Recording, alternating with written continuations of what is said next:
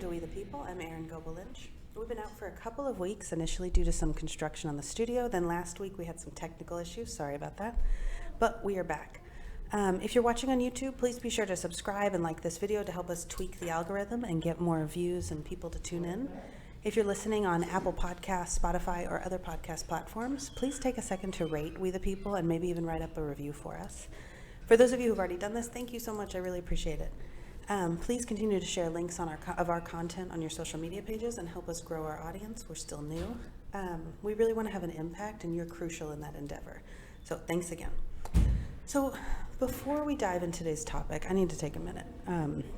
Yesterday here in Texas, 20 people were murdered and another 26 were injured by a man full of hate. The shooter, a white supremacist and terrorist, is a 21-year-old from the Dallas area. He was brought into custody in El Paso without incident after having written a racist and xenophobic manifesto about what Donald Trump and other white nationalists, like the shooter himself, have referred to as an invasion of the United States. This was the 21st mass shooting in our country this year. Hours later in Dayton, Ohio, the 22nd mass shooting happened. After following the El Paso story throughout the afternoon and evening, I found myself last night around midnight sitting on the bed with my husband, thinking about what's happening in and to our country, and I felt overwhelmed by this sense of powerlessness. I wondered aloud what it's going to take for someone or some other country or a whole coalition of them to step in and do something. This is a thought I've expressed before, but in the past it's usually been in reference to the concentration camps along our southern border. How bad is it going to have to get before other countries feel the need to step in and do something to stop us? But the truth is, no one's coming. It's incumbent upon us to save ourselves, as impossible as that may seem at midnight following yet another attack. Our president and his administration daily violate human rights and incite violence that's carried out by terrorists like the one we saw murder so many people in El Paso yesterday. This shooting is not the last we will see during Trump's presidency, as the mass murder in Ohio made certain, as somewhere someone else plotting hate-born violence is even now making certain. Last night, my heart was broken again. I went to sleep feeling lost and angry again. And today, I woke up determined again. One of the reasons we started this podcast was because I believe in the power of human stories.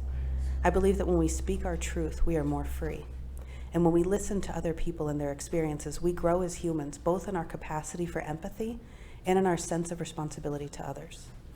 As you listen to We the People, I hope you'll hear the stories of our panelists and take them in, letting them change how you understand the world in which you live, letting them change you as a person.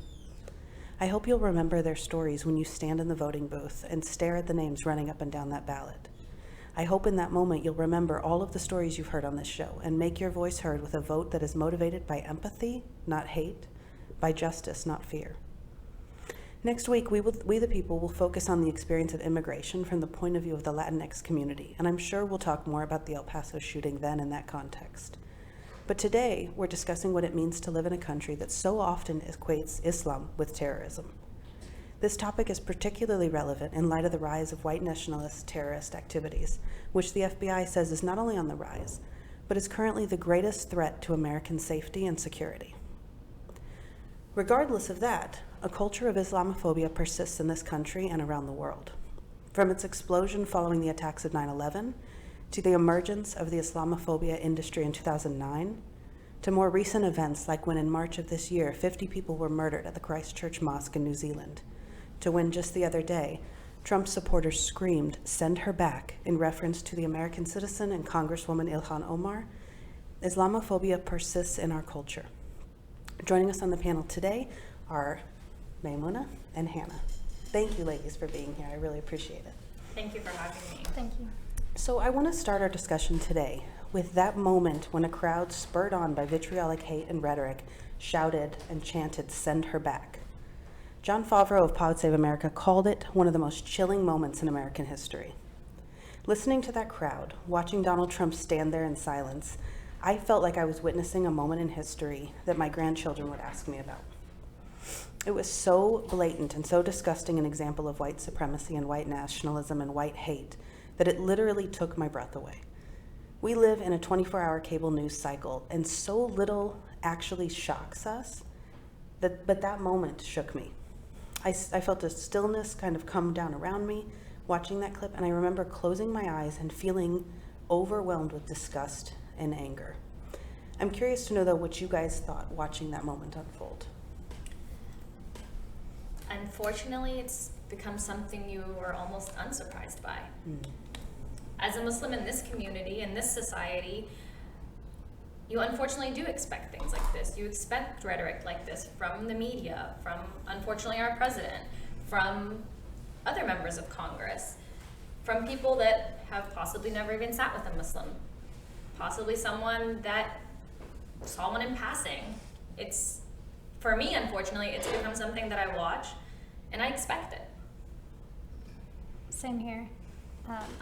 I wasn't shocked. I was not surprised. I feel bad saying that, but I'm not shocked. I guess what happened, the aftermath, is what we look forward to. We're like, okay, is someone actually going to stand up for her? Is somebody going to say something against such hatred? And so that's what we look forward to. And unfortunately, it's almost in some way a relief when you hear these things, because you know that there's good people that are going to have a response to these kind of actions or this hate, and there are people that are going to stand up and support, you know, the Muslim community or a minority community in general. So it's almost bringing more awareness, and it's horrible to say that. It's horrible to be in a position where you are almost relieved that someone is bringing out these thoughts, because before it was under the rug, and nobody even thought about it. Nobody considered sometimes even Islam a thing, or even knew about it, or what it stood for, or who stood as Muslims. And now it's something a little more common. I can say, oh yeah, I'm Muslim, and people do know what that is. And you do have people that will stand up and say, okay, this is unbelievable, or this is something that shouldn't happen. I mean, it is the first time someone that wore a hijab is in Congress. So there is some silver lining to what's happening. Maybe not as great as we'd like, but there's something within it. So you mentioned the hijab. I'm curious to know, the hijab is one of those things that, like, I understand why Muslim women wear them, but I also know that it comes with it the greatest risk of probably any like religious type symbol you could wear because of our society, because of Islamophobia. I'm curious to know why you both choose to wear the hijab, given that it makes you instantly recognizable, and it could potentially make you a target for violence and at least hate. If you don't mind sharing. Okay, well, the hijab is first and foremost like an order of God. So in Islam, we believe that once a woman hits puberty, then she starts to cover her body in a modest way. However that is, just as long as the body's covered and the hair is covered and you can't see, the shape of whatever, of a body. And so it comes down to, are you going to do it and are you not going to do it? To what extent? And this really depends on the person and their experiences, their family. So you do it as an act of consciousness to God. And with that, you know that, like you said, now you are a flag bearer, I guess you could say, for your religion. So someone can spot you from far away and know, okay, this is a Muslim woman. Now, without talking to you, without even hearing whether you can speak English or not, they have these preconceived notions in their minds, and that's gonna decide how they're gonna interact with you, if they even will interact with you, if they want to. And so I wear my hijab as a servant of God because I'm a Muslim woman. That's what I do. Now, you just, in this climate, you don't even know what to expect anymore. I mean, you kind of know what to expect. Okay, we're used to the stares, we're used to shakes from mostly women's heads, to be honest, because they don't understand, and a lot of times I think a lot of times they're surprised that someone is choosing to dress this way in this heat, in this country where you're free to wear whatever you want, and in a society that's just inundated with, this is, do whatever you want, dress however you want, you need to do this to be beautiful. So I think it's very shocking. And so I think that goes into how we're received, if that makes sense. I completely agree with everything she's saying. And for me personally, I had a struggle with hijab. My mother, till now, does not wear. She has never worn hijab. My sister and I both chose to start wearing at a young age, also as an act of worship. It became an ongoing joke in my family, how long would she last? A simulated family whose mom doesn't wear hijab, who I played softball, I did color guard in high school, I was very active and everything. And it sort of became easily a part of me. I became known as the girl in Mansfield that wears hijab. I was the only one in Mansfield, Texas at the time in high school. I was the only one that participated in sports, in activities. And I think in a way that formed me a level of respect among my peers. Mm-hmm. I would fast during Ramadan, and I would be outside in marching band in the heat in the summer. I started becoming something, and it almost became a sense of pride. Like, I'm able to do this regardless of what you think, regardless of how I'm dressed. If I had to accommodate the uniforms and the costumes to fit my hijab, my instructors were kind about it. They allowed me to do it. And I think that almost added a level of awareness to what hijab is.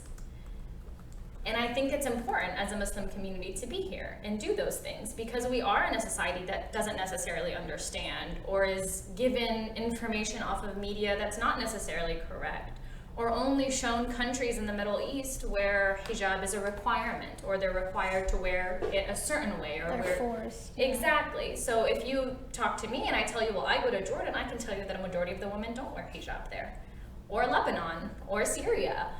It's not something that is a cultural thing. In fact, now culturally, a lot of females choose not to wear it, or choose to take it off, or choose to live completely assimilated and wear it, none of it. Because it's easier. It is easier. It is a challenge to wear it. It is a challenge to go to the store and everything is a crop top and you can't buy that. Mm-hmm. It's a challenge to go to a wedding and you have to wear long sleeves and all the formal wear is strapless or whatever. It is a challenge.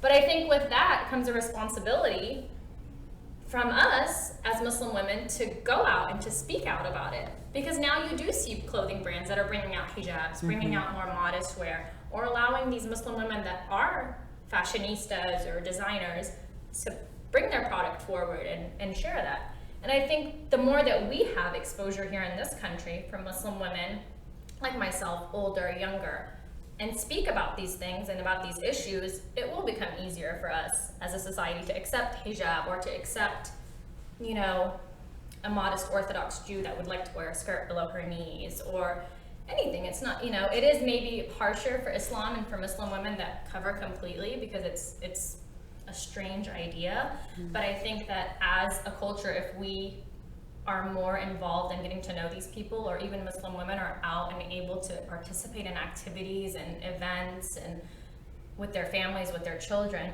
it will become more socially acceptable. I want to pivot back to something Maimuna said about the judgment of other women. Yeah. I wonder about your guys' thoughts on the idea that Muslim women can't be feminists or something like that.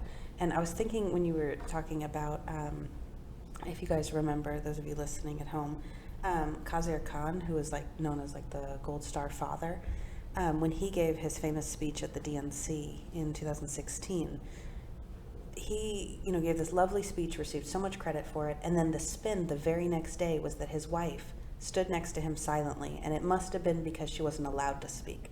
Not because her son had died and she was overwhelmed with grief and didn't want to speak in front of literally millions of people, but that she wasn't allowed to speak. And that was the Fox News narrative that went on. I'm curious what you guys think about this idea that maybe Islam is antithetical to feminism for women. Maybe women are all forced to behave a certain way. And I know you both. And That's, couldn't be further from the truth. So I'm just curious about what your thoughts are when you hear those comments, when you hear that narrative spun. What kind of things come to your mind? It just goes back to ignorance, whether chosen ignorance or enforced ignorance, I guess, a lack of education. They just don't know. People just don't know. They may have never met a Muslim. They have never talked to a Muslim, and they're sitting at home watching Fox and Friends, and I don't even know what to say.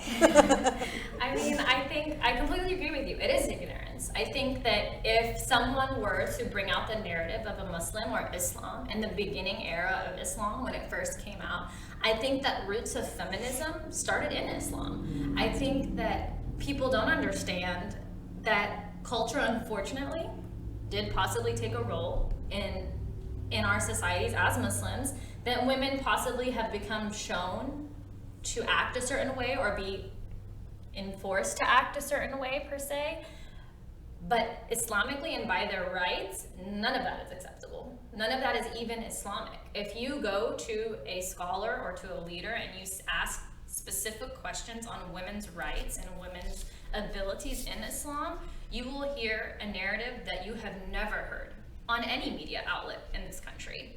If you hear how many rights a female has in her marriage, as a mother, as a sister, as a daughter, it's almost unbelievable. I mean, there are, even when you come to get married, they speak about how Muslim women, they're paid a dowry.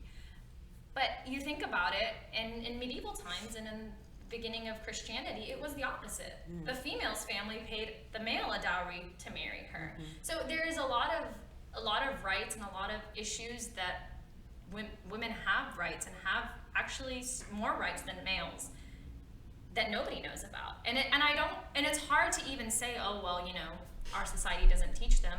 But I think that also us as Muslims, we don't speak much about it either. We don't, like I said, I participated in sports, but it was very rare of any other Muslim girls to do that.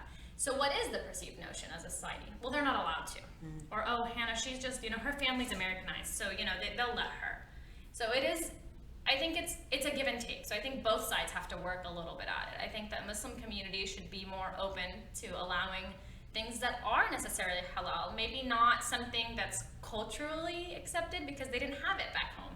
They didn't have softball teams 20, 30 years ago in the Middle East. They didn't have, music stuff or color guard or, football teams.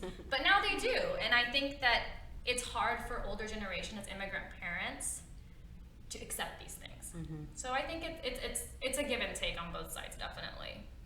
How much? I'm sorry, go ahead. Sorry, yeah, no, I think it also goes back to someone always trying to choose what a woman is gonna do or not gonna do. I mean, I don't see anyone saying, Melania Trump wasn't talking. Yes, because President Trump was addressing everyone. I mean, she's not gonna jump in and have her just speak about whatever. And like you said, I mean, it's a mother grieving. Why does it matter who's speaking? I don't even, sorry. I had a lot of thoughts going, but sometimes it's just better just not to say anything. Oh man, yeah. So how much do you think with how women who are Muslims are perceived has to do with countries like Saudi Arabia having really, when I think about how so many comments that I've heard, whether it's on Fox News or from a family member or a friend who doesn't really know, the comments that I hear them make about Muslim women, so often I'm like, we're not in Saudi Arabia. That's not happening here, right? How much do you think all of those narratives that are happening in other countries influence how people think about Muslims in America? I think it's 100% of the perception that we have here. I think that if anyone does see a Muslim that's a little more assimilated to an American culture per se, it's because of America. That's why you act this way. Or it's because you have the freedom here to be able to speak these ways or dress this way or do these things. I think that we as Americans like to take credit for anything that we consider westernized or modernized. And I say we because I'm a part of that. I fall into that category. But I think that the notions and the preconceived notions are 100% based on what the media sees or shows in war countries, in Iraq when it was happening, in the 90s in the Gulf War, in Saudi Arabia now. Although half the people wouldn't even know that times are changing in Saudi even now. I mean, women are driving, and now hijab is not really enforced as much anymore, and there's cinemas and things that were never a thing. And again, even those things in Saudi Arabia, again, were not Islamic. They were cultural based. You can't tell, if you're going with your husband to a movie theater or out to a shopping mall, that has no bearing on Islam. That's simply a cultural aspect that they adopted and they stuck with throughout the years. So I think that it's 100% of the reason why people perceive Muslim women in a certain way. And kind of what you said, I mean, it depends on what's highlighted, what these news outlets are highlighting, the good or the bad that they deem to be good or bad, and why are they highlighting it? There's always some reason they're going to highlight. Look at these poor girls in Afghanistan not getting education. We need to free them. Okay, I mean, do you really care about their education, or is this an excuse to further your war on whatever it is? And so it goes back to what they want to highlight. And so if they choose to highlight that specific aspect, that's what everybody's going to see. That's all that the news outlets are going to put out, and that's the only thing that people are going to be like taking in. I completely agree with you, and I think that also comes back to us as listeners and viewers. We feed into these items. I mean, not necessarily me as a Muslim towards Muslims, but me, when they feed me information about the president, when they feed me information about policy, when they feed me information about current events, there could be a plethora of things that we have not heard about or we have not been told about, but because that is our access and that is the easiest way to come about access to information, we accept it, we hear it, we listen to it. Even if we don't believe it, it's still a seed planted. Whether you believe, it could not be for me, but it could be my 3-year-old who is listening to these things and doesn't understand it now, but in a few years, when he is listening, that's what he heard. Because regardless of what news station you turn on, you're not going to find a news station that necessarily has fact upon fact upon fact. It's skewed. It's choices of what words they want to use and how they want to word it. Even in days like yesterday, where you sit as a Muslim, and you wait for them to release that name. And you're hoping and you're waiting that name is released and it doesn't have a Middle Eastern accent. It doesn't have a Middle Eastern hint to it at all. A brown sound. At all. And you want to sit there and you somewhat have relief when it's not, Sadly. which is horrible to say, because regardless, it happened in our country. And I don't know, the 19, 20 people that were murdered in Texas, there could have been some where the names were released or that were, brown or African American or black. And you, as a Muslim, you hope. And when you do hear that name, you're like, okay, well, today it wasn't us. It wasn't, and unfortunately we do say it as an us, because as a Muslim woman, when you are dressed in hijab, you are instantly recognized as one of those, per se. Exactly. So I think the media is 100% influential on how things are. It's so interesting that you say that. As a white woman, when these mass shootings happen, my husband and I, we always assume it's a white supremacist. Always, right? And very often we're right. That it's, yet another angry white man out to, exact vengeance and, bring Trump's will to earth. But I'm curious, one thing that we don't experience that you guys do is when a white supremacist commits an act like he did in El Paso yesterday, I'm not asked to condemn what he did. There's no expectation that I have to stand up and say, well, as a white person, I don't condone what he's done. And yet the Muslim community for years, every time something has happened, if it has been an Islamist or someone who identifies as a Muslim, regardless of whether or not they're actually following the tenets of Islam, when they do something that's violent, when they commit a terrorist act, the entire community is asked to stand up and condemn what they did. And if they don't condemn it vehemently enough or loudly enough, the narrative is, I don't know, that maybe it is acceptable among a community. What do you guys think about this? I mean, I think that comes back to the aspect of people don't understand. Mm-hmm. So when you have someone that is quiet as a white female or male that doesn't have to condemn, it's because it's the norm. It's accepted that white people do not necessarily condone these behaviors. But what's shown on the media about Islam is that Muslims do engage in these behaviors, and that Muslims in their home countries do participate in these acts. So as a result, Muslims are expected to condemn these behaviors, because what is shown is that we do condone these behaviors. So to me, it always stems back to what information is given. We, in schools, they're not taught about Islam hardly ever. We go through world history and we discuss the Ottoman Empire, and it's a smidgen in the world history book, and it doesn't discuss how Islam was spread. It doesn't say that in Europe there was a majority Islam when the Ottoman Empire ruled. And that narrative is completely removed because it doesn't support a narrative that this country likes to speak about. Even in terms of the Native Americans, if you would speak to a fourth grader that's learning about Native Americans, and they tell you, oh, well, they didn't like the land and they wanted to leave, and it wasn't fertile enough for them. But then you grow older and you go to history classes in college and you learn about the actual narrative and the actual facts that happened. And as an adult, it is almost too late to, your brain has already developed all these preconceived notions, all this concept of the greatness of America without even having heard the other side, per se. Mm-hmm. And I think that also comes back to Muslims. We have this preconceived notions, but we don't want to hear the other side because it's just easier to accept things the way they are and not have to question the norm. Or change. Yeah, I mean, when I was fortunate enough to study medieval history and get to teach a little bit of medieval history at Western Michigan. And one of the things that I was really adamant about in my class that I taught was trying to get my students to understand the role of Islam and Arab culture in history, particularly in the Middle Ages, because that's what I taught. And it's baffling to me when I hear, especially some of the white supremacist narratives around like the history of Western civilization and the contributions of Western civilization, and the way that they've had to delete all of Islam and the contributions of Islam and the contribution of Islamic scholars. And I mean, we would literally not have any of the Greek sources or any of the stuff without those like amazing scholars. But yeah, anyway, that was just coming to my mind when you were talking. And that's exactly how we feel sitting in a college classroom here in the States.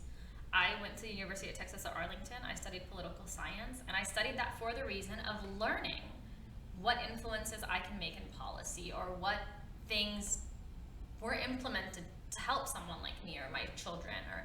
And unfortunately, it's minimalistic.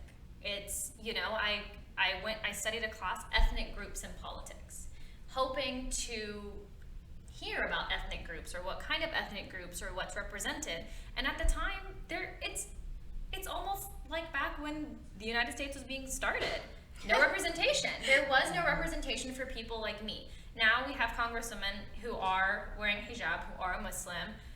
But again, like you said, they're expected to condemn every action that has any connotation or any closeness to Islam. There was a time when, it was just recently, Ilham, she was asked to condemn female genital mutilation.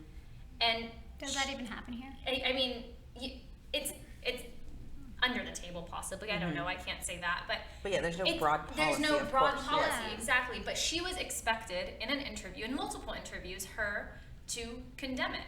But that results in the same notion that she has to condemn it, and she responded eloquently and beautifully on that. And to the form where she said, "I don't have to condemn this. Look at my track record, look at what I've voted on. I have never once voted on anything that would even come close to condoning any of these acts or even, think that it's possible in this country." So I think that we just expect it to be heard versus going in and doing our research on what things are actually happening. I think there's a really natural line between deleting people from history, denying their contributions, to the ignorance that we see that's so pervasive, to then being able to justify violence against those communities, right? There's a really natural line that follows there. And I'm curious to know, what your guys' just personal experiences have been with discrimination and hate and Islamophobia. We're all around the same age. I'm probably a little bit older than you guys. But I'm curious to know, I mean, we were all teenagers probably when 9/11 happened. I was a sophomore in high school. I'm curious to know kind of your experience in that moment and then since then. And the way that this country has justified a lot of the actions that its people have taken and the kind of mindsets that lead to the really extreme violence that we've seen around the world and in this country. I personally was in third grade when 9/11 happened, so I was a lot younger. I lived in California at the time, so the time difference was a huge thing. We woke up in the morning to go to school, a normal school day, and the TV was on and my parents were watching TV. But as a third grader, it wasn't something your parents were gonna, share with you. So this happened. It was nothing. We got dressed. We went to school. I remember going to the classroom, and the teachers. None of the teachers were there. We had no idea where they were. We sat in the classroom. We waited. After some time, they came in. I'm assuming at this time they had a staff meeting or some sort of faculty meeting to discuss what had happened. But the time difference, by the time we woke up, it was already noontime almost in New York. So all the information had been released at that point. Things had already been informed per se. My family owned a business, and they had lived in that town that we lived in. It was a small town in California for over 20 years. So there was an outpour of support towards my family, and they would come to my family's business and they would say, we're not concerned for your safety from anyone that lives in this town because they all know you and they've all lived with you for so many years. We're just concerned that if anyone from the outside of this town knows that there's a Muslim family that owns a business, that lives here, that their children go to school here, we're concerned that they might want to do harm towards you guys. Thankfully, we didn't have anything in that time period of any Islamophobia or any targeting per se. But I think it was definitely more stressful for my parents than it was for me as a child. But then again, I grew up in an era past 9/11. So my adolescence was shaped by Islamophobia. So I think there was a disconnect there. Maimuna, what do you remember about 9/11? And then we'll pivot to being an adolescent in that time. So I remember I was in 5th grade. I can picture this. It's completely clear in my mind. I actually went to a Muslim private school 10 minutes away from where we are right now. And again, we sat, we were in class, and then I remember the principal walked in while the teacher was teaching, and they whispered something, and then they turned the television on. I thought, oh, we're watching something for class today. And it kept showing the picture of the planes flying into the building, and they didn't say anything. They were just watching, shocked. And I don't remember hearing anything from the television. I just remember the screen because I remember thinking, what is this? Why do they keep showing the same clip? What are we watching? And then shortly after, everyone was dismissed. Parents were called. Everybody come pick up your kids. We're getting bomb threats at the school. This is a K through, I don't know, 6th, 8th grade, I don't remember what it was at the time, school, and we're getting bomb threats. So everybody takes their kids home, and I remember my mom telling us what was going on. She was saying, let's go. We need to go to the store. We need to start stocking up in case people come knocking on the door and take us to concentration camps or something. Who knows? She was like, we need to have, enough food in the house for at least a week, yada yada. We may not be leaving the house for a week. And so, and I remember I was in a Walmart with my mom, and they were saying, and they were chanting Allah Akbar as the plane hit, and I was laughing, and they were like, which means death to America or something, some mistranslation. And I was laughing. I was like, they don't even know what they're saying. And my mom's like, be quiet, stop laughing. And so we leave, and we didn't really go anywhere. We just kind of hunkered down at home, and my mom started telling us about the Japanese and concentration camps and stuff. And I mean, to a 10-year-old, you're just shocked. You're like, how can someone just come to your house and just take you away for no reason? So and yeah, it's like you said, it's kind of a turning point, like a milestone in your life. Like you remember where you were, what you were doing, and your life just took a turn because of that one incident. I don't know, becoming a mother, I mean, I feel like I hope that Islamophobia will decrease, just because I just want to feel like people aren't that mean to like a mom with kids. Like, I hope people aren't going to be jerks to you. Like, come on, I'm holding a kid, you know? Like, But you don't know. You really don't know. You don't know. And that's not me. It's a call to prayer app. You see, like, you freak out. You start freaking Oh out. my gosh, is that me? You're like, oh god, if I'm in the grocery store and that goes off, like you're gonna get You're like 100 standard phones, like, oh my god, I gotta turn it off. God. That is another preconceived notion. Exactly. You know, and it happened in school, it happened at university, and you would literally like, You're just like freezing. you would like, your blood would boil because you're like, oh my god, like everyone's gonna look at me like I'm some weird person that has, you know, as my husband's coworkers call it, there's opera on your phone. My husband's like, it's not opera, but thank you, you know? We'll go with that. There you go, that kind of played into to everything. Yeah, like I remember traveling before 9/11, and I know I was in 3rd grade, and it's funny to even think about it, but I remember being able to go see the pilot, see the cockpit. I remember my dad used to be able to drop me and my mom off to the gate to say goodbye. I remember, you know, the flight attendants were so gracious and wanting to chit chat with you, and they wanted to, and then it was an instant turning point. It was an instant roadblock. All of a sudden, nobody could do any of those things. Flying became such, like, it's a burden now to travel. I mean, I think that was one of the most Islamophobic incidents I had encountered. I was in college and I was going to a conference for students for justice in Palestine. And me and my friend, we opted out of the hands up scanner. And we agreed to a pat down in public in front of all the other passengers, anybody else who was going through TSA. We finished our pat down, we grabbed our bags, we began to walk out, and instantly a middle-aged white male stopped us, brought security to us, a TSA agent, and is like, these women have not been checked down enough. We were both wearing hijab at the time. And it's like a deer in headlights. You honestly do not know how to react in a situation like that, for me personally at least. You're already preconceived to be a threat in an airport, or people are uncomfortable with you in an airport. And you don't want to make it more uncomfortable. You don't want to make a scene because you don't want to add to that preconceived notion. Like if I start acting irrationally or start screaming or start saying something, they're like, oh, well, she has something to hide. Oh, well, look, she's acting this way. This must be because she is, you know, upset or Muslim, or she does have a reason to act like that.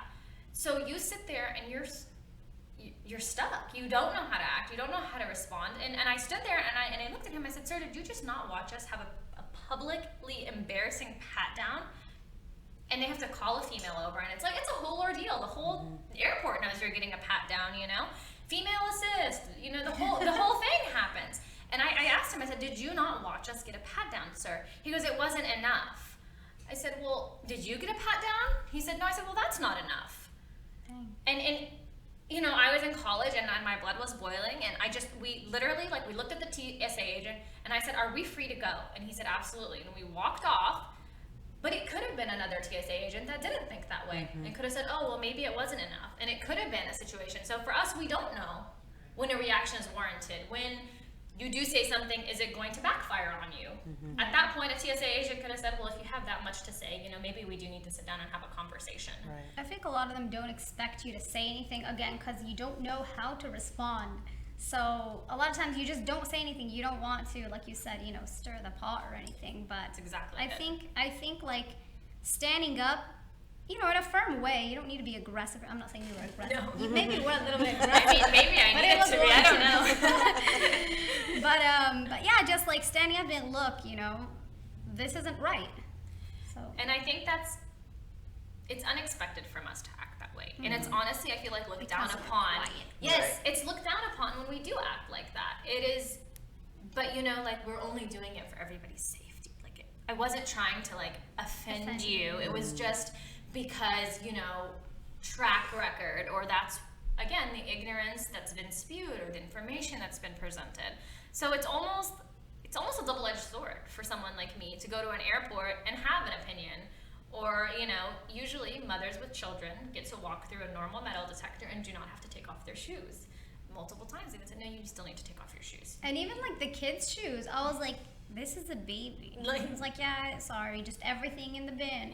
Oh, okay. You know, and you can't say, well, so-and-so didn't have to take off their shoes. You can't say that as a Muslim woman. First of all, because you just want to get to your flight on time. You don't want any problems. You don't want to, you know, deal with anything. My children's bag, every single time, has been labeled for that powder, whatever that white thing is that they test. yeah. And every time and I'm like, okay, it's unfortunate. Or, you know, it has the SSS on your boarding pass and like a special security or random security charge. So it gets to a point where people are like, but it's not random. It's not. It's printed on your pass. Yeah, like, how random is that? Yeah, like when I go through customs to come back home, like I've traveled to Costa Rica, and instantly, because that, you know, they do the kiosks where they take your picture, because they can't see my hair, I'm instantly flagged. But we have software. We have enough technology to be able to put an algorithm in a computer that identifies a piece of cloth on your hair as, you know, non-specific movement or whatever they want to say it is. So I think it's a lack of effort and a lack of information on our part as Americans. Interesting. So we saw a real spike in this country after 2001 and 9/11 with Islamophobic behavior. We saw another spike about 10 years ago in 2009 when the so-called Ground Zero Mosque, which was not a mosque, was being proposed and built, and the community center was being built. And around that time, we have groups like Act for America and other really virulent, violent political action groups who are all about promoting an Islamophobic agenda really start coming into power. At the end of the show, I'm going to recommend a film for you guys to watch about this. But do you guys remember any sort of change in the culture 10 years ago or so? You guys would have been teenagers for sure, if not adults already. Another kind of shift, and then the third shift being the ascension of Donald Trump. But in these kind of like three different waves. Do you remember being adolescents and like the Islamophobic rhetoric ramping up and like things changing outside of just the airports where it sounds terrible? I mean, in 2009, I was in high school at the time, and I do remember how drastically curriculum changed. I think, and I don't want to say necessarily the books changed, but I think the way that teachers spoke about the books, or the way that current events were spoken about. So I took a government class, and I took a world history and a world geography, and every morning, you know, they start out with the current events, and this happened in the world, blah, blah, blah. And the rhetoric did change. The way that they spoke about things changed. You know, if they talked about Muslim actions or something that happened that had to do with Muslims, you know, there was an instant the teacher would probably involuntarily, but just force of habit, look right, you know, directly in my direction. And as a teenager, you know, you're sitting among your friends, or maybe the class didn't have so many friends, so you were a little uncomfortable, and you just get that stare, and you don't know to look back, you don't know to look down, and most of the times you do look down, just because, again, you don't want another scene, you don't want to say something, so you look down. But I feel like that in itself gave the notion that, you know, maybe I do accept it or condone it or agree with these behaviors that are being talked about. And then after 2009, being an adolescent, it was even harder, because you're going to get your driver's license now, and you're going to, you know, start applying for colleges, and you're getting interviews for, you know, part-time jobs. And, you know, most Muslim women at the time didn't get part-time jobs because wearing hijab in the workplace was not socially acceptable. Now, thankfully, we have a lot more Muslim women in the workforce, and so it's becoming a lot more acceptable to see a woman at Kroger or at the mall working and she wears hijab. But when I was an adolescent, it was still fairly new, and a lot of us as adolescents, we did wear hijab at a young age, but we were restricted to the jobs we could have, possibly the colleges that we thought we might want to attend. Like, imagine yourself as a Muslim woman wearing hijab and wanting to apply to go to TCU in Fort Worth. Not that they didn't accept Muslim women, but you as a Muslim, you're almost teetering the line of wanting to apply because you're like, you know, like they stand for all these things and they, you know, they allow these kind of comments or rhetoric, or they, you know, on their websites or on their newscastings and stuff. And so you as a Muslim, you're like, well, do I go to a college that has these, or do I go to a college where I know where there's a Muslim community and I know that I'm not going to be looked upon as the outsider per se? Yeah. So I think there's, in multiple aspects of life, after these 3 phases, you know, you start having to adjust almost what you want to do as a person based on what society will allow you to do. I'm trying to remember current events. 2009. It's like I had kids and I don't know what happened before that. We call that mom brain. I can relate. So, what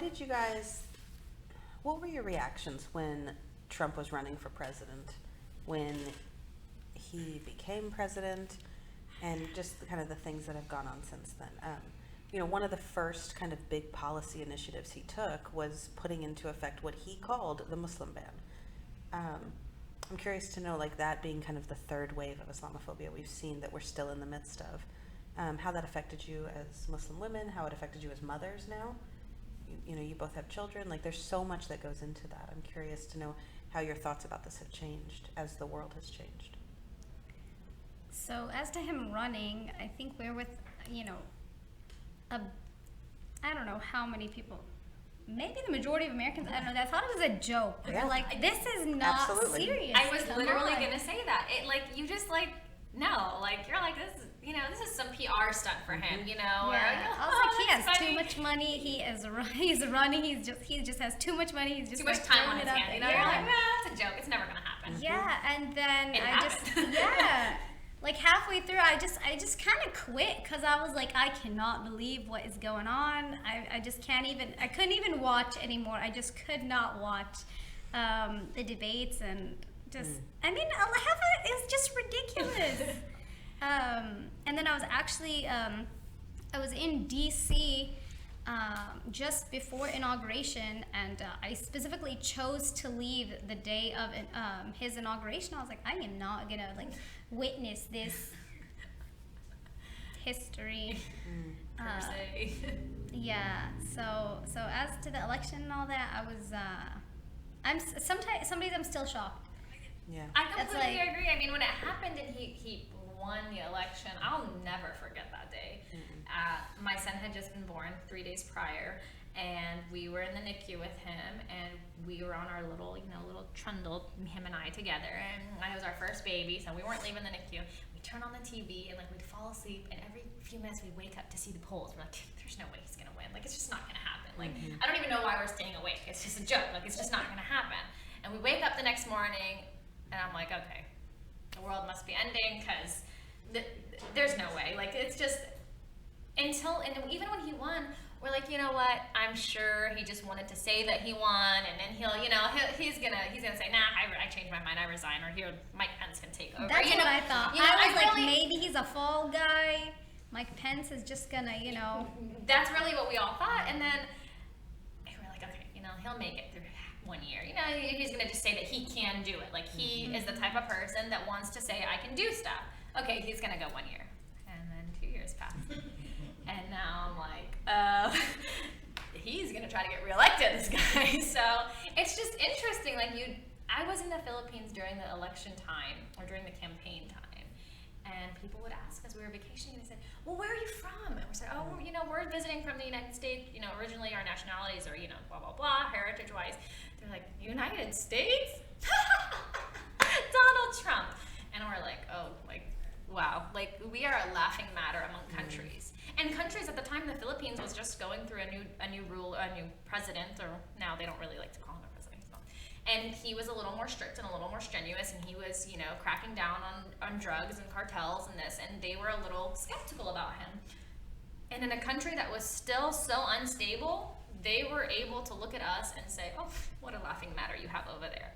Yeah. And as an American and someone that is prideful of democracy and prideful of being able to help make decisions or being involved in voting, you're almost embarrassed. You're embarrassed to say, you know, oh yeah, that's something that happened in our country, because something like this really hasn't happened in our country before. We are witnessing, and maybe it's not a great portion of our history, but we are witnessing something that, you know, maybe our children can learn from. Maybe they can, you know, maybe my kids in a few years will look back on the Trump textbooks when they see Trump, and hopefully the narrative won't be what it has been. Maybe there'll be enough voices to say, okay, he really wasn't as great as, you know, the textbooks want to write. We need to speak about these things. Because there's been plenty of presidents that have been written in textbooks that have said that they're wonderful, the most glorious president in American history. And then you read further, you read their policy, you read things that happened in their presidencies, and it's deplorable things that you as an American shouldn't even, like, you don't even want to be a part of it. But I think, again, it comes back to the narrative that's presented in schools, on media, even in day-to-day conversations with people. And I think, I also think that it kind of made me stop and wonder, okay, did I miss something? Did I just think this was all a joke, that I didn't pay attention to what his platform was? Or are people really that afraid of, were the other candidates just not good enough? Like, is this who the American people are actually choosing and voting? And what does that say about the Americans, you know, like where we stand about, you know, immigration, foreign policy, anything. It just really made me sit and think, like, okay, you know, who are these people around me? You know, do they think like him? I think that was the hardest thing to experience. There was no more concept of political correctness anymore once he became in the running for presidency. He is able to say what he wants and how he wants it. Granted, I completely understand the freedom of speech aspect of it, but I think that as a leader of a nation per se, you do have to abide by some sort of boundaries, some sort of respect barriers. And I don't even want to say like a political correctness, but there is a form of respect, and it's just respect among humans. It's just courtesy. It's courtesy. I mean, when you're allowing people to say, you know, send her back, or things like that, or there's videos of you speaking about women's, you know, private areas, and it's funny to people that are around you and people that helped get you elected. It brings you as a Muslim back to, well, I'm sitting next to someone that's, you know, possibly white. Do they think like that? Are they going to act upon those thoughts that he's allowed to become normalized? Before, you wouldn't hear people talk like this. Maybe they thought it, you know, maybe, I don't know what's inside everybody. Maybe they felt these things, but it was never acceptable to publicize these things, for these things to be. And even if you do listen to these news anchors that condemn his actions and condemn what he says, there's just the opposite on the other spectrum. Oh, he's allowed to say these things. Oh, he's the president. Oh, you know, freedom of speech. So it really depends on you as a person, what you choose to listen to, what you choose to believe, and what you choose to research and to be informed about. Yeah, I mean, there's such a difference between freedom of speech and freedom from consequences, right? That I think we've seen illustrated in this presidency in a way that we've never seen demonstrated before, that, you know, whether we're talking about the El Paso shooting yesterday, that like this young man, I mean, if you look at the language he used in his manifesto, it mirrors Trump's tweets. He says, you know, I wasn't influenced by Trump, you know, I was planning this for years, but you're using the language he uses, you're using the same, you know, everything. And then I think about, I don't know if you guys saw this, I think it was this week, was published, but there was a billboard that went up in North Carolina. Did you guys see this story? I think I read a headline on it. Yeah, it's pretty brutal. So a billboard for a gun shop was put up in North Carolina with the faces of the squad, so Ilhan Omar, AOC, and the other women. All their faces up there, and advertising, you know, exit here for a gun shop. And you gotta wonder if they have the pictures in the gun shop for you to practice your shooting on. I mean, I think like it's just interesting because even that that phrase, the squad, is almost a little like disheartening for someone like me, because the squad should be all of Congress. Like Congress is the squad, like, you know, they're the squad to be in, you know. But our society deems these Muslim congressmen and women as, oh, well, they're separated.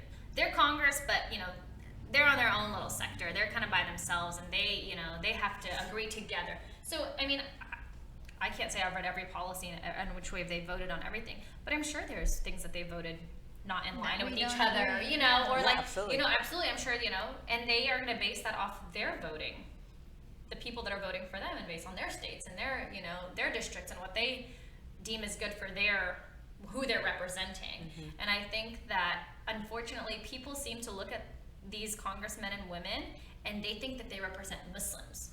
They forget that they represent a sector of people based on where those people live, based on who they represent. And it's interesting because as a Muslim, even you sometimes start as a Muslim like, oh, maybe, maybe they do kind of represent us.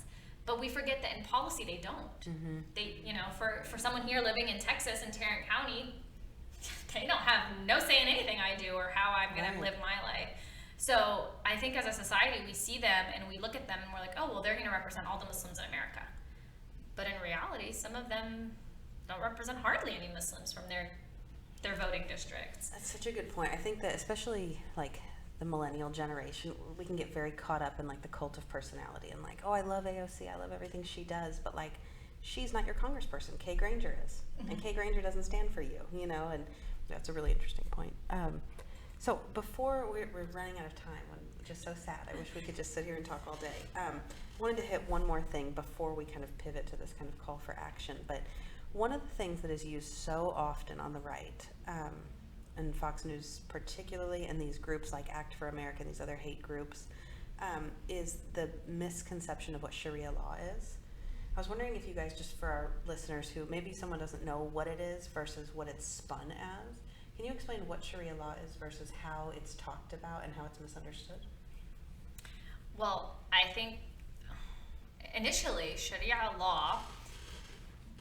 means law. So like when you're saying it, it's law. So the preconceived notion that Sharia means some sort of oppressive Islamic medieval type of ruling is interesting, because Sharia is on how we dress, on the things that we eat. Like there's a lot of aspects of Sharia that are not necessarily about going to court and getting punishment or consequences for your actions.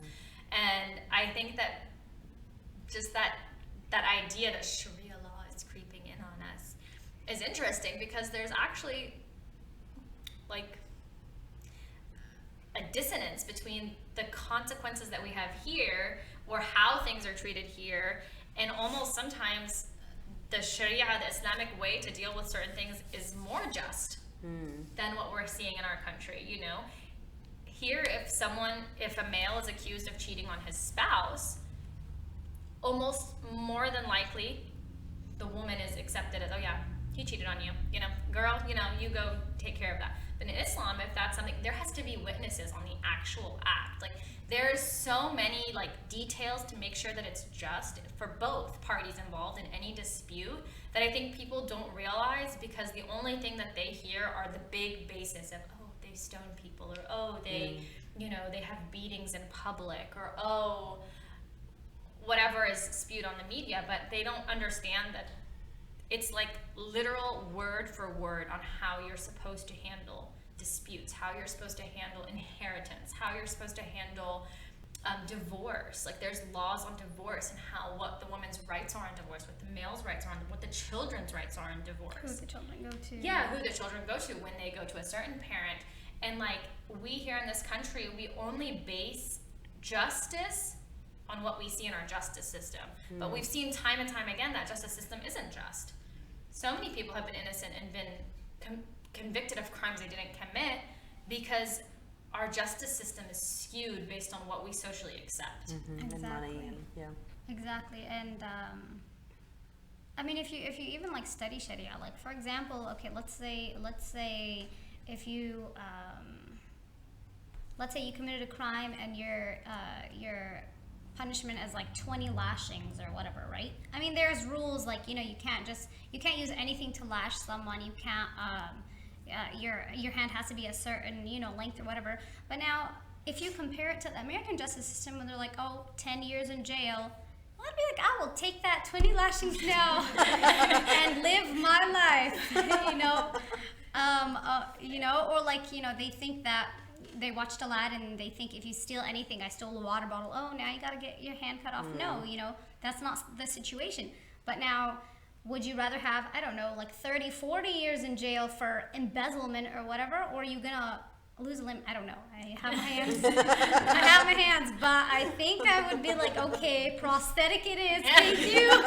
I mean, that's the thing, though. In Islamic culture, when you do commit a crime and you're convicted of a crime and you serve your punishment, you go through a court. Yeah, it's not and like someone's like. It's not like the cop on the street's like, hey, you're in trouble.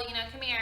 There is a system. There is a court, judicial system, and past that, if you're committed a crime and you have done your time or gotten whatever consequence you get, society accepts you back as a normal member of society. You don't write felon. You're not a felon, and you have to write it job. exactly 100%. So I've been to the Middle East multiple times. I've been to refugee camps. I've spoken to people that have committed crimes, and they go back to their normal lives. If he's a doctor and he committed a crime, he's not all of a sudden, oh, your license gets removed because you stole a water bottle. You can't be a doctor because you stole a water bottle. That does not exist in our society, and Muslim religion doesn't exist. You've committed your crime, you've done your due time for that specific crime.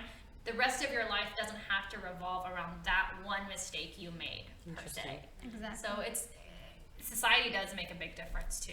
Yeah. And it also goes back to, what we talked about highlighting, what the media wants to highlight. I remember, I wish I remembered her name, but someone was trying to make a big stink about halal meat. Mm-hmm. Like halal slaughtered meat. I'm like, okay, so halal is like a step or two less strict than kosher, but kosher's okay.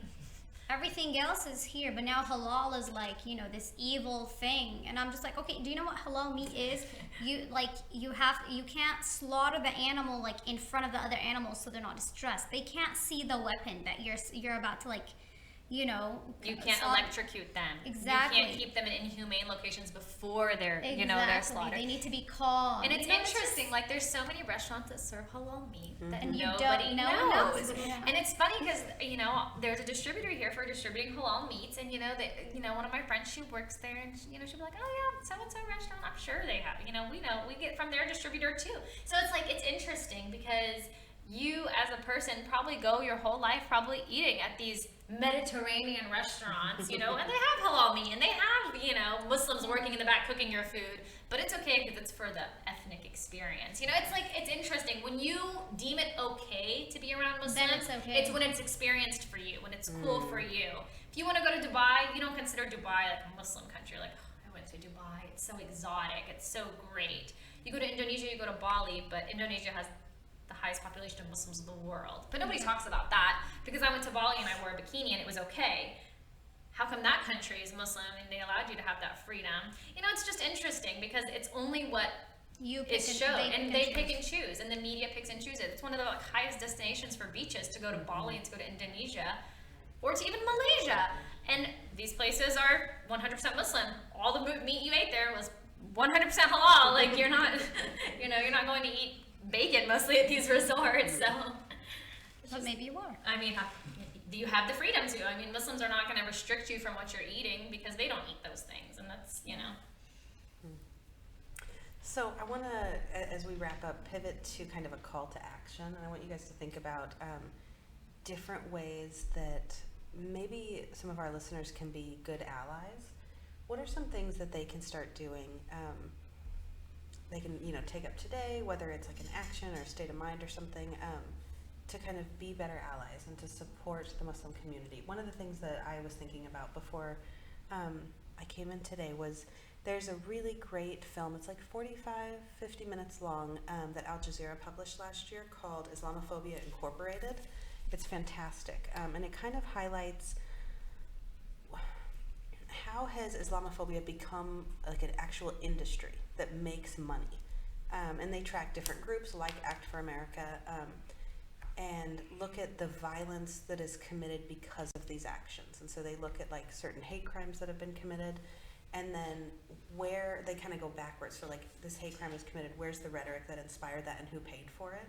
And I think it's a really important thing to look at, because as we're kind of going into this new election season, it's very easy to stop paying attention to the details. And I know that this can get complicated because it is inherently dark money, so it's hard to tell where it's coming from, if not impossible, but it's something to be mindful of. And especially if you don't know a lot about what the Muslim community goes through, this is a really great kind of introduction to kind of the worst aspects that they're exposed to. So yeah, Islamophobia Incorporated. I'm going to post a link on our website, which is wethepeoplepod.com. And I'm going to post lots of ideas on there this afternoon, including anything that these ladies say. So you guys have any ideas about, like, how can people be better allies to the Muslim community? I think that if you see a Muslim in the grocery store, I go to the grocery store with my 2 children. I have 2 toddlers, and I am struggling to get something off a top shelf, or I am struggling to get my kids to calm down, or I'm struggling to figure out which self-checkout line I need to go to. But you always seem to get a weird look, and maybe it's a look because I have my crazy kids with me. I don't know. I can't tell you. But as a Muslim woman, you don't think that. You don't think it's because of your crazy kids. You instantly think, oh well, it's because I'm wearing hijab, or oh, it's because I'm stuff together. Yes, and I'm speaking Arabic to my children versus English to them. And I think that just a smile goes a long way, or just an offer to help. Like, I'm loading groceries into the car. I'm not saying that everyone needs to help me load groceries into the car, but just is there anything you need help with? Even people that work at the stores, even, someone that, I'm waiting for like 20 minutes for the self-checkout person to come help me because the thing is flashing red or whatever. And it's, if they understood or they heard the kind of situations that we go through or the looks that we get, it might further help them relate to, I just need someone to be like, girl, I know, I get it. Like, I'm a mom too. Or, again, like she said, like women, like there's already so much judgment on moms of how their kids act, or how their kids eat, or how they choose to breastfeed or they don't choose to breastfeed. But then there's like another level when you're Muslim, because it's like my son, he doesn't, because you're Muslim. Yes, and my son doesn't really speak a lot of English. We chose to do Arabic as a first language because I knew once he got to school and he was around his friends, he's going to learn English quickly and vividly. So I get these weird looks because my son will speak to me in Arabic, and then if I respond to an adult, I speak in English without an accent, and people are like, oh my God, she speaks English, So I feel like if we as Muslims also communicate more with non-Muslims and have these engaging conversations, or just smile, and you personally can wave to somebody, say, hi, how are you? How was your day? I make it a point when I'm in an elevator to say something to someone. Oh, how's your day? Have a nice day. People sometimes respond, sometimes they don't respond, but I think just being willing to just smile and say hello is something that kind of gives you a sense of comfort when you're in a store, or you're in an elevator, or at an airport, that people are not looking down upon you or being afraid of you and your children. Yeah, and just, it doesn't have to be a Muslim. That's kind of what I was gonna say, Just treat others in a decent, courteous, respectful way. Like, if you see someone trying to struggle to get something off the shelf, whether it's a man or a woman, I don't know about a man, maybe they might be offended, but, any woman, whether she's covered, whether she's, speaking a different language, just help. If you can help, why not help? And you may not agree on everything, you may not like how they dress or what they say or what they eat, but, are you really gonna let them be wronged? So it's just, do unto others as you'd have done unto yourself, really. Just be decent, be courteous. I don't know. I don't glare at every non-Muslim and then smile in Muslim faces. No, also I think that's just interesting because, on a more policy aspect, I think that we as Americans, we vote ballot down. If you're a Democrat, you vote Democrat. If you're a Republican, you vote Republican. But if we really wanted to sit down and talk about those things, a lot of Muslim values and Sharia values lay more conservatively. They do. They lay 100% more conservatively. But the problem is, with a Muslim voting on those conservative actions or those conservative policies, is, oh my gosh, you're self-hating. Like, these Republicans or right side, they don't like you. They speak these things about you. They see these things about you. So you're almost in a dissonance. Like, my religion tells me, or God asks me to live these kind of ways, but I'm forced to kind of go this way because of how I'm spoken about, or how I'm treated, or how I'm going to be perceived if I vote a certain way. So I think maybe as non-Muslims, you know, for me or someone that has never experienced what I've gone through, is look at the policies, look at things, look at your congresspeople, your senators, your representatives, because those are the people that might be further influencing the preconceived notions that people have towards Muslims and Islamophobia. Absolutely. I'm going to throw one more suggestion out there because I know we do have some people who work in education who listen. I want to challenge everyone who's a teacher or a professor or who works in education to try to include something about, it doesn't have to be Islam, but like something from the Muslim community in your curriculum. Whether that's, you know, if you're teaching history, include some of the history of Islam, which is an enormous part of human history that contributes so much good stuff to the accumulation and acquisition and sharing of knowledge. If you teach literature or English, include Muslim poets. There's just so much that you can do to just kind of normalize a huge portion of our global populace and include them in the conversation, and then maybe help kind of disrupt this system of othering for this next generation. So that would be my last kind of plug.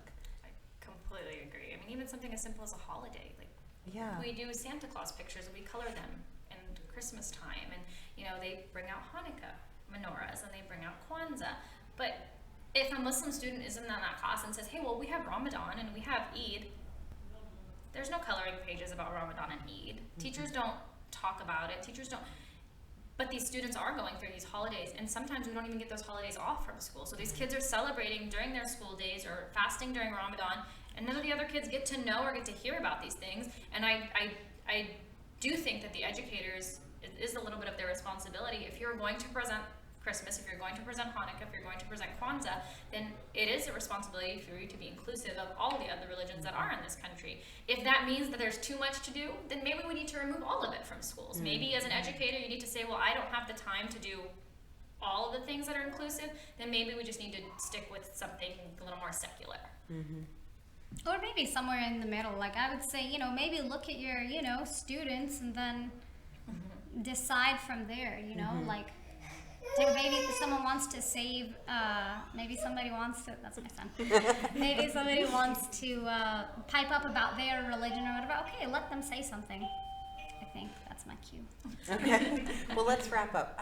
So, as I mentioned at the top of the show, next week we're talking about the experience of immigration for the Latinx community specifically, and the proliferation of concentration camps along our southern border. Please tune in. I've got some really amazing guests coming in for that I think you guys will like. Remember, you can find links to our social media pages and more at wethepeoplepod.com. Thank you guys for joining us. As we leave you today, please remember you are as responsible for change as any person in a position of political power. Today's show was produced by me, Erin Goebel-Lynch. It was engineered by Kenny Woodfolk, and the music was written and produced by Josh Lowe. Thank you.